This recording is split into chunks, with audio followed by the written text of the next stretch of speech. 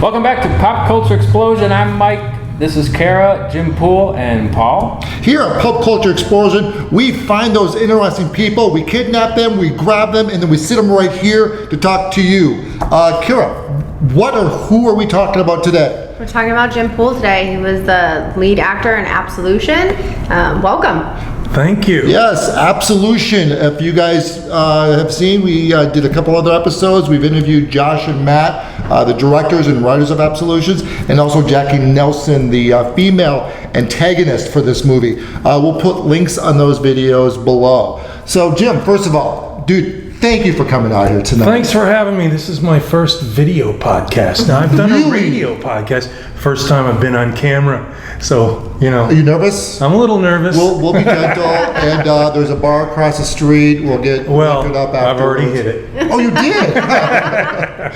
Seriously, that's why we're so good. We get drunk before we start shooting these videos. So, Mike, before we talk about Absolution, let's talk about some of the other things that Jim has done. Mm-hmm. Yeah, just going to kind of lead in a little bit here and look at a little bit of the journey of where you came from up to Absolution, and then kind of what you are doing now and where you want to go with this. So let's talk about Veggie Tales for a moment. Veggie Tales. I'll talk about Veggie Tales because it's on constant rotation in my house.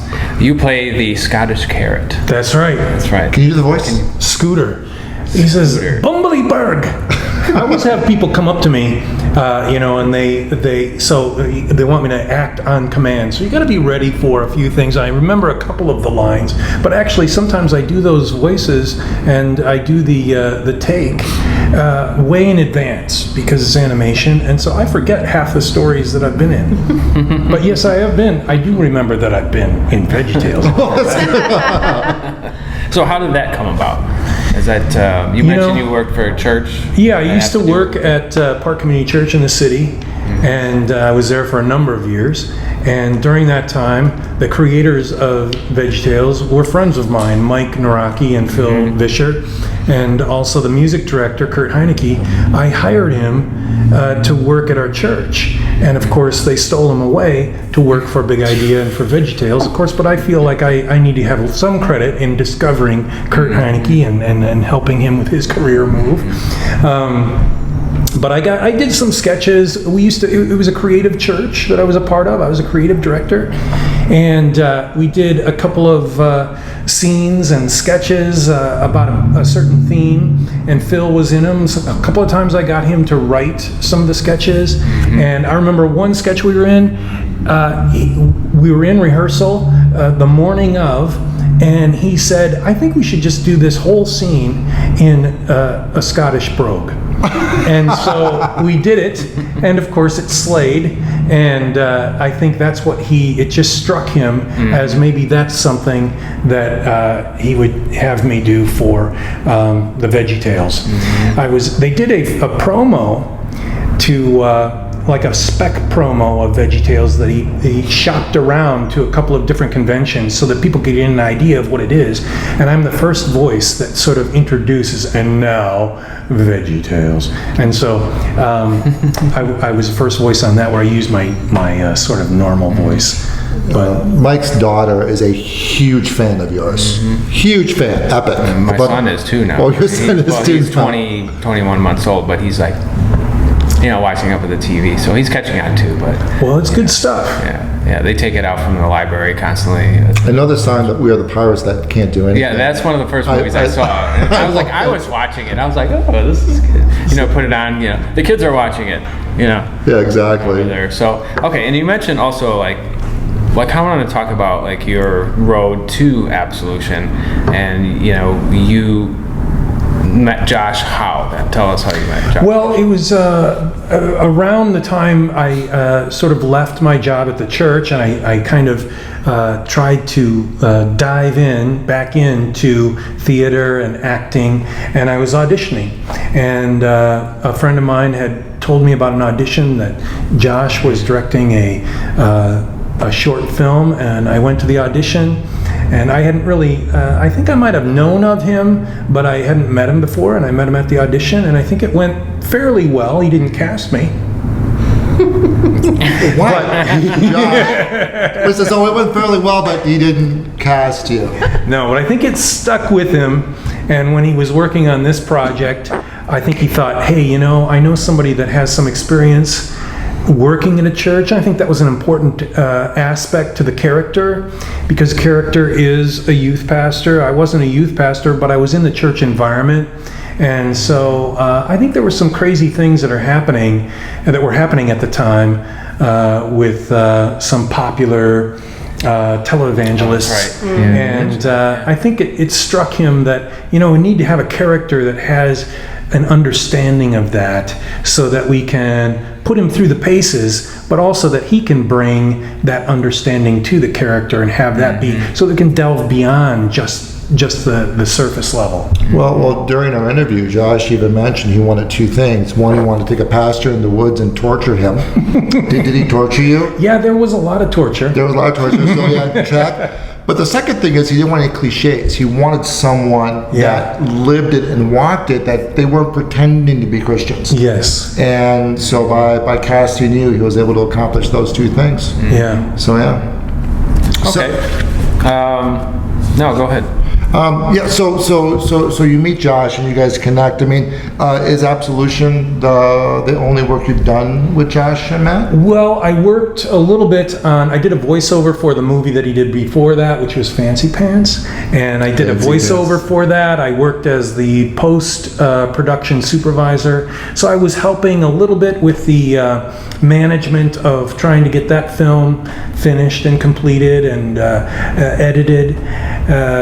So I had some interactions with him, and I think we had some great conversations. So there was a lot of socializing that went on, and I think we hit it off because we have some similar ideas about storytelling and about what we'd like to do in life. Perfect. Kara, you have something? So you mentioned that you were pastor for 18 years, is that what you said? Yes. Now, I don't know if I would say that I was a pastor because I did a lot of pastoral duties. Okay. But I don't know if the church would say I was a pastor. That's fair. Because I was a creative director, and I think they made So that not officially distinction. ordained. Not officially ordained. Although I did janitor. weddings, I did janitorial duties. So you're very well rounded. Yes, I did. Did you wash any feet? I washed feet. You did? I did. Okay, you were a pastor in my humble opinion. You washed feet. Despite the title. How would you recommend other actors who are following in your footsteps kind of taking a later step in life to getting into acting? Usually people go right out from high school or college and kind of take all these different classes, and you kind of took a very different route from them. That's true. That's a very good question. I think that training is something that an actor always has to be a part of. Okay. So I would suggest that you get involved in training. Now, even though I had this 18-year block of time where I was part of a church, before that I was involved I went through the whole Second City Improv program. At the time it was a little bit different and a little shorter than it is now. So it wasn't quite as intense as the way it was now. But I did Improv. I was on a team at I.O. I also did stage plays. And then while I was working at the church, I also continued my acting by being in a play about one a year, And in the early days, I did some commercials. I did a commercial for Sullivan Pontiac in Arlington Heights. So I was a spokesperson. That's right, we were talking about that. So I was a spokesperson for Sullivan Pontiac, Arlington Heights on Dundee Road. And I was walking in the parking lot. and I have a series of about 10 commercials from that. But then the trajectory of my career took a turn, and I devoted that block of time to working at the church. And so I would suggest, if you haven't had some of those early experiences, if you're starting later, I think you need to get some you get some training involved. Either whether it's improv, or there's a lot of places that you can go for training in Chicago that it would be a great substitute to something like an MFA program. What do you think about like Columbia College? There's a lot of student directors there that are making films, and they're always looking for volunteers. Yeah, I think Columbia College has a great opportunity for people to be involved in plays and films. And I think also if sometimes it's not too late. It depends on how old you are. Sometimes you can go back to school. And Columbia College would be a lot of people. I'm connected with Steep Theater in Chicago, and there's a lot of people that are part of the storefront theater scene in Chicago that come out of Columbia. That's a great institution. Mm-hmm. Now you're involved with play. You kind of mentioned like plays are your passion, right? Well, I have done mostly stage, and I've been trying to move into doing a little bit when I'm open. Well, a gig's a gig. To doing, yeah, I'm open to doing more film and television and commercials, that kind of thing. Okay, and then the kind of segue towards Absolution, then talking a bit more about that is, how do you prepare for something like that? You know, because that's kind of, I read the script and I've seen the clips and everything, and we've talked about it. And it's a pretty intense movie. But before you answer that, though, you had a conversation with Josh. Yes. Okay, you guys were both sober. He told me that you guys were sober. Yeah. And he's like, Jim, this is gonna hurt. Yes. And he wasn't talking figuratively. He was literally saying, this is gonna be painful. I mean, what was your first reaction to that? Did you believe him?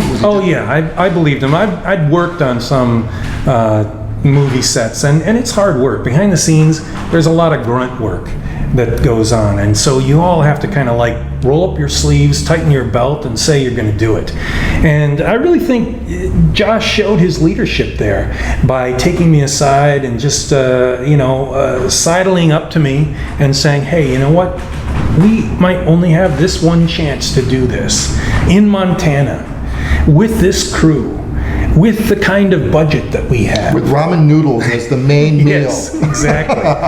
And so let's make it really count. Let's just go out there and rip it.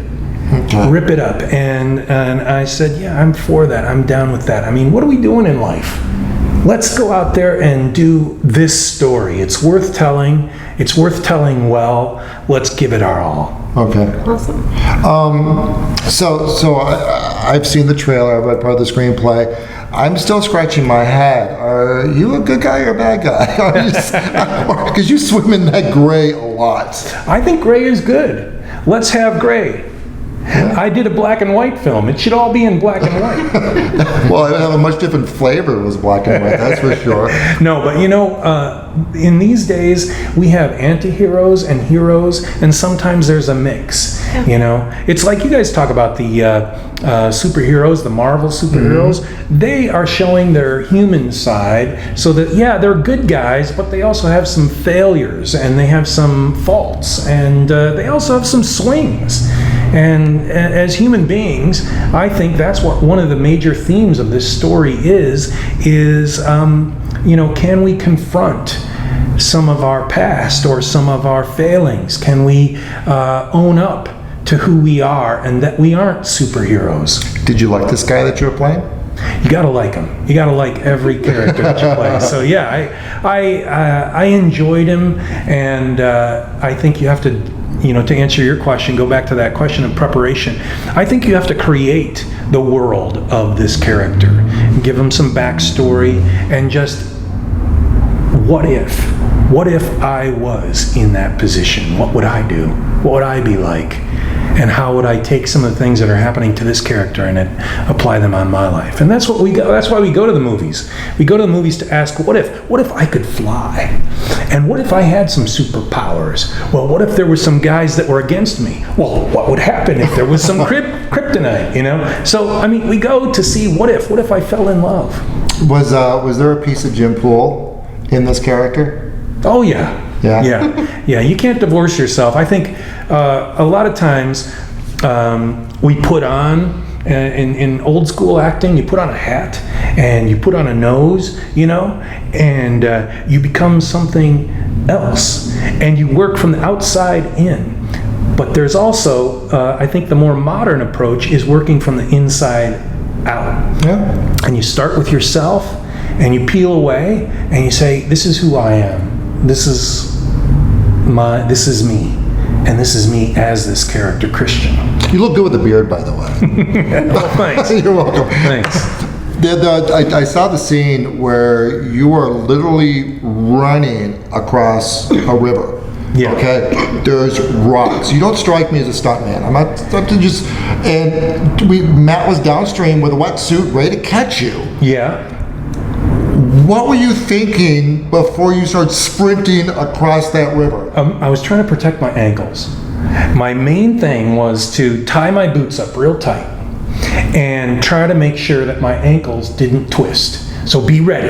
Okay. And be as, nimble as I could be.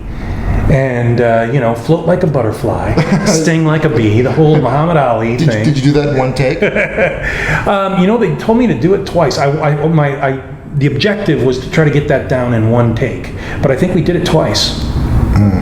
And so it was a long shot because I was way up the river, running across it, and then falling in, The water was and then cold. letting the water take me down the river and kind of dodging the rocks. So there was some of that going on. There were a lot of people around, so I felt safe. Brian Plarchek, he was our stunt guy as well as one of the other One of the actors. A terrific guy, terrific actor, and a real good teacher. And so he had some knee pads. So underneath my jeans, I had some knee pads on. So that was helpful. Okay, good. And I could rely on that because you want to get I don't think I had elbow pads. I'm not sure, but the knee pads were something I wanted to protect. So, yeah, Because rocks can hurt. Yeah. Well, in the water. when you watch something on the screen, you don't think of how did this happen? How was this created? But once I start talking to Josh and Matt, and now talking with you, I'm like, this is the guy that did that. Would I been able to do that? I don't know. So I don't think I would be jumping in that stream. Yeah. no. I'd be behind the camera. I'd be happy to film that. You're like, where's my stunt double? Right? Yeah. So. Chris? So Absolution is a movie about judgments. How in a real quick, maybe two sentence statement, how would you describe Absolution in 2 or 3 sentences? I think it is sort of, we go through vicariously with these characters and follow them on their journey of seeing who they become under stress. And if we can, once they're exposed, once my character is exposed too, as being not necessarily wholly good, can we then forgive them or not? I was watching, this is maybe an aside, but I was watching 60 Minutes, and they had a story where they were interviewing a prosecuting attorney who later in life owned up to not really investigating this particular murder and convicting someone that he probably knew was innocent and sending him off to prison. And so he said, it's one of the most really difficult things for me to confront about myself. But he was able, so we saw this man confronting that with himself. And then they cut to an interview of the guy, and they asked him, do you think you could forgive him? And he says, I don't think I can forgive him because he took away from me 30 years I was in prison, and he took away from my family. And they cut back to the prosecuting attorney, and he says, I don't think I could forgive myself. And so we have this struggle of forgiveness. Now, there was interestingly, another story, I think it was on 2020, so I watch a lot of news shows, apparently. It's okay. And they were interviewing this other guy that was also, there's a lot of wrongful, our justice system is not necessarily totally just. And so there's a lot of wrongful convictions that are happening and being exposed. And we're, as a nation, needing to confront that. And so they were interviewing this one guy in 2020, and he said, they were asking him, can you forgive the system? Can you forgive what happened, what they did to you? And he said, they got 30 years of my life. They're not getting one more day. I'm going to forgive them because they're not getting any more from me. Yeah. Mm-hmm. So I thought that was really quite amazing. And these stories, the idea of how we deal with forgiveness is just fascinating and compelling to me. And I think that's what this movie brings. Well, my thought on forgiveness, forgiveness does not benefit the other person.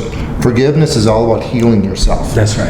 And so, yeah, if someone does me wrong, I'm forgiving them for my benefit, not theirs. Yeah. Because I don't want to carry that weight anymore. I have a question. Yeah. So you talked about, putting your shoes on, strapping them tight. Yeah. Was that the most intense scene that you filmed, or was there others that, really stuck out in your mind? Well, there was, it's dealing with the other actors, I think, is what was really hard. The nature, okay, but sometimes dealing with some of the other actors, I think, is a challenge. I'm kidding you.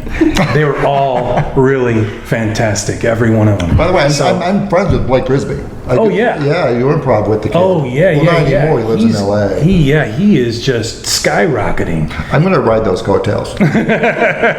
Totally. So, how was it working with Nate T-Bone Gregory? Oh, yeah, T-Bone as Yes, well, I right? do. Oh, my gosh. He is awesome. And he had an assistant, Derek, so both T-Bone and Derek were just killer dudes. They're amazing. And they're also cool looking. So everybody wanted to be like them. And I think that's why it's good to have them on your crew, because they kind of like set the speed, and everybody else rises up to what they bring to the table. No, so yeah, he's a professional. Oh yeah. Yeah, and he's just a good guy. Oh my gosh, fantastic. So takeaway from Absolution, looking back, you do this project, now it's in post-production. Yeah.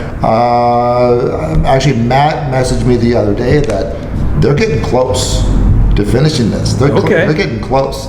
And what was your biggest takeaway from this movie? I haven't done that many movies. There's maybe a handful of movies that I've been involved in. So I think for me personally, on a personal level, it was being able to go through that experience. And there are a lot of challenges. And I think that when you're living under those conditions for a little less than 3 weeks, there's always going to be a lot of, I think, trying times and long hours. And to be able to say and walk away from that and go, I think I did the job, and I think we completed something that's going to be a pretty good, significant gift to people when they sit through it and watch this story. So there's a huge sense of great satisfaction in coming away from that, and I think it just builds my confidence, and I think that's what happens when you're starting out, as an actor, a young actor, or when you're going back into it. The more experiences that you can pile on top of each other, even if there's some bad experiences, but the more experience that you can put under your belt, it just bolsters your confidence, and that's what you need. So you've done both, on stage and films. What are your favorites of both aspects, and what is something that you dislike about both of them? Well, I'll tell you what, I think that on stage, you get the immediate response from the audience. Yeah. So that's one of the biggest differences. I took my brother to a play once when we were in college, and he was in the audience to me, and the actors come on stage and they're talking, and he turns to me and goes, "Can they hear us? Do they know we're here?" Yes. Like they're looking, but they're not really looking at us. We're right here, hello. So that really there is a little bit of difference, and of course the actors, when you're on stage, you can see the audience, and you can hear the audience, and you can, so there is this great communication that goes on. A lot of people think of the audience as the other actor in the room as you're telling the story. So I really love that about stage. Great. So what's next on your plate? What's the next thing for Jim Poole? Well, I'm a part of Steep Theater Company, which is in Edgewater in Chicago, and I'm doing Earthquakes in London. I just finished a play out in the suburbs, Shakespeare in the Park, 12th night, and then there's been a couple of months where I wasn't able to fill it. I auditioned for a couple of things, but you don't get everything that you're auditioned for, so you have to have a lot of stamina and feel like you can handle a little bit of rejection. But the play that I've got lined up next is Earthquakes in London. It's a premiere in the Midwest, I think in the United States. It's a play from across the pond. And So I'm excited about doing that. The rehearsals start in December and it opens in the beginning of January. Exciting. Yeah. I'm just honored that we're part of this ride. Interviewing Josh and Matt was great. Jaki was awesome, and this was a lot of fun, Jim. And very happy that you made it out here I'm today. glad to be here. I'm glad you had me. Yeah. So guys, thank you for watching. If you have any questions for Jim, write them in the description. I'll make sure I get them to him.